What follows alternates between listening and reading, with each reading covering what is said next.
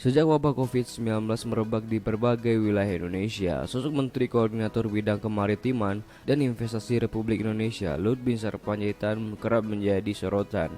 Hal ini terkait dengan ucapannya soal penanganan wabah yang dinilai kurang memuaskan. Salah satunya adalah menolak untuk melakukan lockdown. Meski kerap memantik pro dan kontra di masyarakat, tokoh kelahiran Sumatera Utara 28 September 1947 itu memiliki sederet rekam jejak yang gemilang, mulai dari mengemban tugas sebagai tentara di bidang militer hingga dipercaya untuk mengemban berbagai jabatan pemerintahan. Oke, saya akan menjabarkannya sebagai berikut. Pertama, pernah bertempur untuk negara di Operasi Seroja Timur Timur. Pada saat terjadi konflik bersenjata di Timur Timur, Luhut ikut diterjunkan sebagai perwira lapangan di Operasi Seroja. Saat itu dirinya ditunjuk sebagai Kompi A Satgas Nenggala 5 di Kota Dili dengan pangkat Letnan. Saat itu ia berhasil merebut Kota Dili meski harus mengorbankan banyak nyawa prajurit ABRI. Misi tersebut merupakan bentuk pengabdian Luhut dalam menjalankan tugas negara. Berada di balik berdirinya unit anti teror Sat 81 Gultor yang misterius.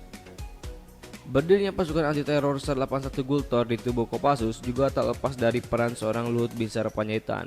Kala itu dirinya masih berpangkat mayor infanteri dan kemudian diutus untuk menempuh pendidikan di Satuan Anti Teror Polisi Federal di Jerman. Dari pengalaman belajarnya itu, Luhut kemudian ditunjuk sebagai komandan dari satuan baru yang bernama Detasmen 81 Anti Teror yang kini berubah menjadi Sat 81 Gultor. Sosoknya menjadi ujung tombak investasi Indonesia. Selepas berkarir di dunia militer, Luhut diterjunkan ke pemerintahan dan ditunjuk oleh Presiden Joko Widodo sebagai Menteri Koordinator Bidang Kemaritiman dan Investasi. Di tangannya, Presiden Joko Widodo mempercayakan urusan dan persoalan investasi dan urusan kemaritiman yang ada di dalam negeri. Lewat posisi ini pula, Luhut membawahi banyak kementerian lainnya. Oke, selanjutnya sukses menjadi pengusaha dan membuka lapangan pekerjaan. Luhut dikenal memiliki perusahaan yang bergerak di bidang pertambangan, tepatnya di sektor batubara yang bernama PT Toba Bara Sejahtera. Lewat perusahaannya tersebut, Luhut telah membuka banyak lapangan pekerjaan kepada masyarakat. Tak hanya itu, mantan perwira tinggi Baret Merah Kopassus itu juga pernah menjadi komisaris utama PT Kiani Kertas milik Prabowo Subianto pada tahun 2004 silam. Dipercaya mengelola banyak kementerian di bidang pemerintahan.